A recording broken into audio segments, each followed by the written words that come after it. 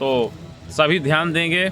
हम बात करेंगे प्रमुख संस्कार, पुंसवन संस्कार और एक जो कोर्स में है उत्तर मध्यमा प्रथम खंड के छात्रों को और उत्तर मध्यमा द्वितीय के छात्रों को। जात कर्म नामकरण 3 संस्कारों के विषय में चर्चा होगी आज। किन किन विषयों में? हाँ, ध्यान देना है।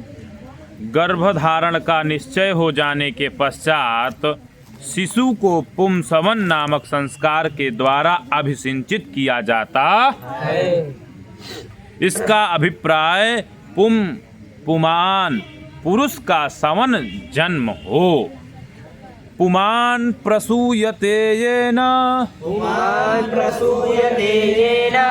कर्मणा तत्पुंसवान् मीरितम्।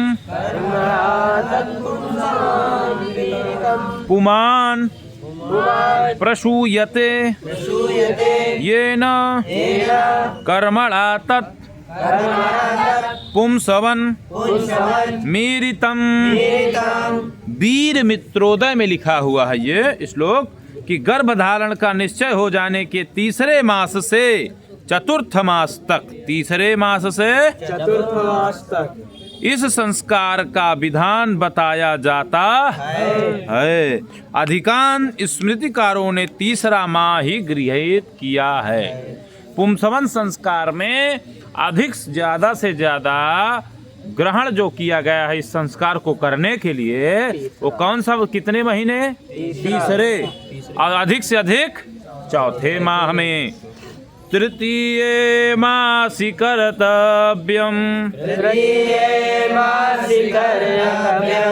गृष्टेरन्यत्र शोभनम्। गृष्टे चतुर्थ मासे तु षष्ठे मासे थवाष्टये। तृतीये मासि कर्तव्यम् गृष्टेरन्यत्र शोभनम्। गृष्टे चतुर्थ मासे तु षष्ठे मासे थवाष्टये। यह संस्कार चंद्रमा के पुरुष नक्षत्र में स्थित होने पर करना चाहिए। सामान्य गणेशार्चना आदि करने के बाद गर्भिणी स्त्री की नासिका के दाहिने छिद्र में गर्भपोषण संरक्षण के लिए, इसमें जड़ियों का नाम सुनना है, लक्ष्मणा, वटशृंग, सहदेवी और औषधियों का रस छोड़ना चाहिए। सुश्रुत ने सूत्र स्थान में कहा है सुलक्षणा, वटशृंग, सहदेवी, विश्वदेवानाभिमन्यतम्।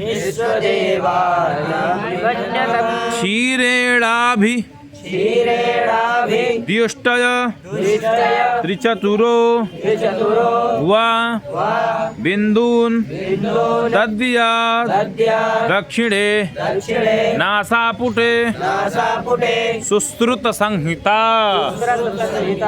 उपर्युक्त प्रक्रिया से जाहिर है कि इस संसार में वैज्ञानिक विधि का आश्रय है जिससे शिशु की पूर्णता प्राप्त हो और सर्वांग रक्षा हो।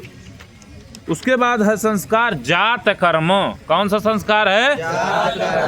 जात कर्म। जातक के जन्म ग्रहण के पश्चात पिता पुत्र मुख का दर्शन। अब यहाँ समझना है जात कर्म में क्या है। जात कर्म संस्कार को समझने हैं तो जातक के जन्म होने के पश्चात, यानी कि बालक या बालिका के जन्म होने के पश्चात पिता पुत्र मुख का दर्शन करें और तत्पश्चात नामदी श्राद्धावसान जात कर्म विधि को संपन्न करें। जातं कुमारं स्वं दृष्ट्वा स्नात्वा नीयगुरुं पिता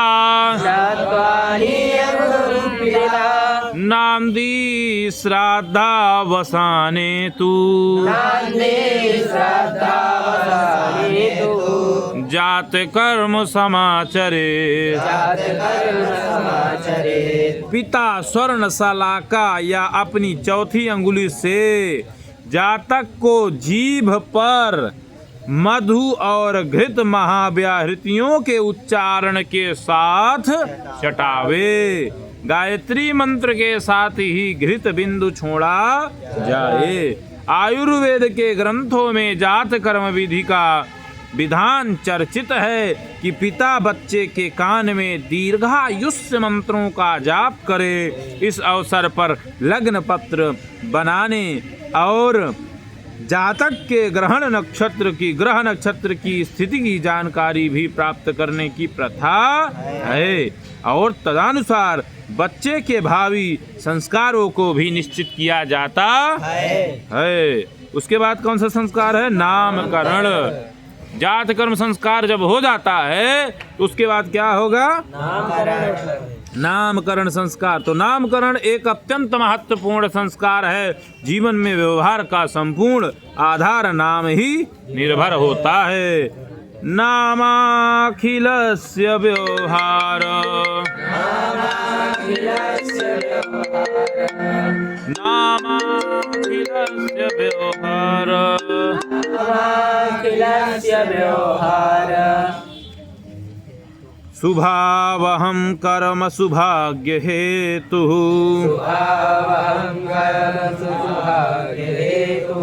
नाम्नैव कीर्तिं लभेत मनुष्यस्ततः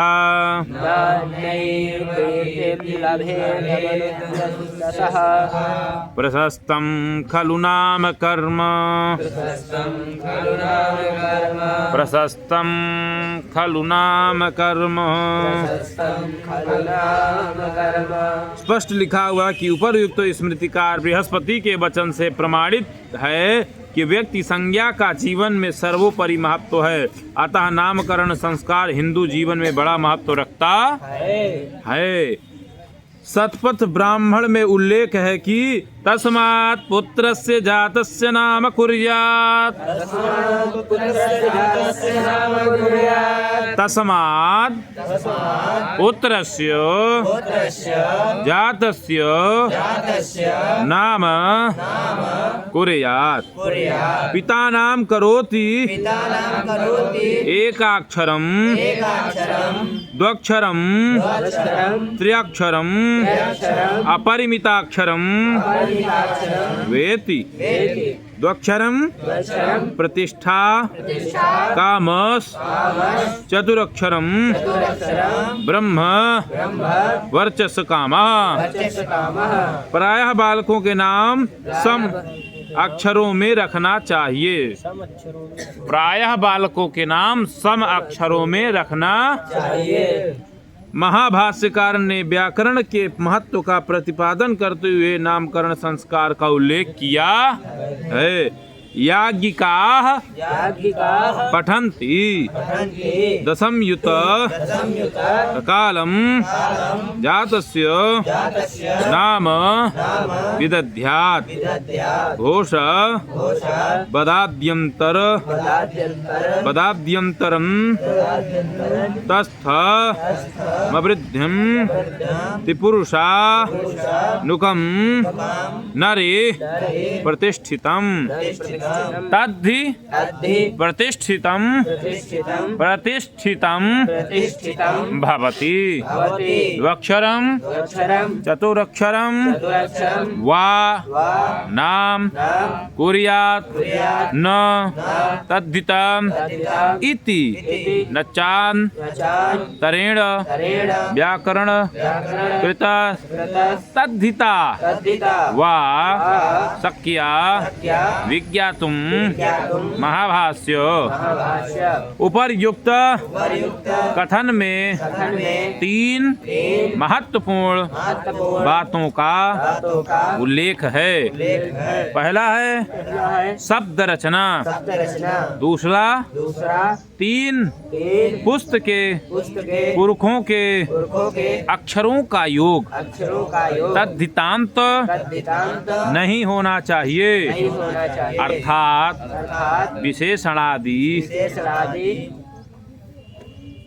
नहीं कृत प्रत्यांत होना चाहिए।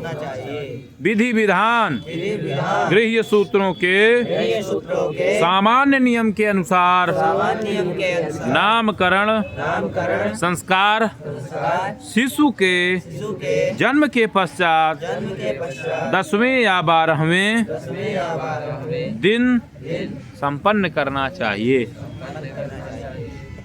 द्वादशाहे दशाहे वा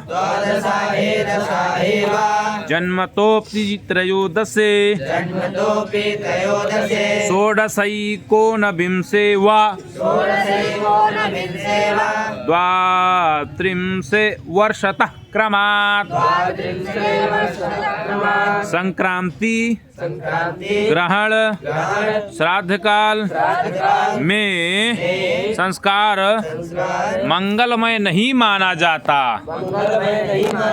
गणेशार्चन करके संक्षिप्त व्याहृतियों से हवन संपन्न कराकर कांस्य पात्र में चावल फैलाकर 5 पीपल के पत्तों पर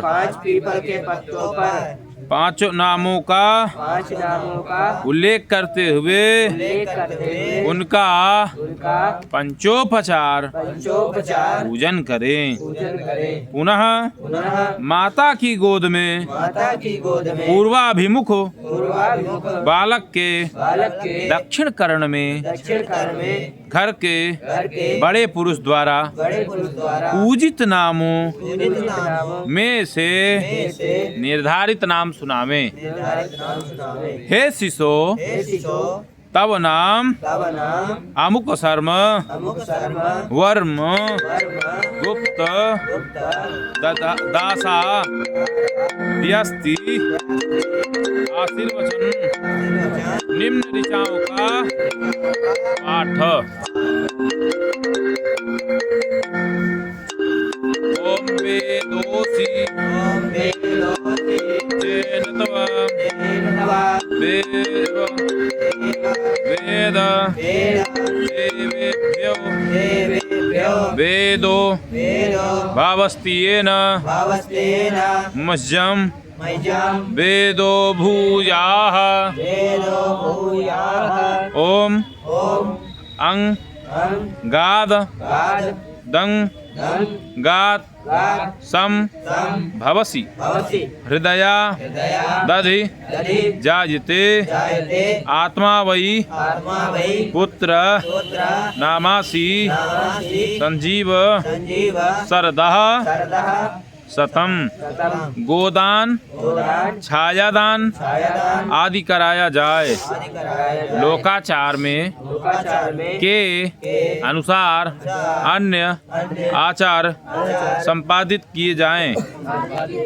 बालिकाओं के नामकरण के लिए तद्धितांत नामकरण की विधि है।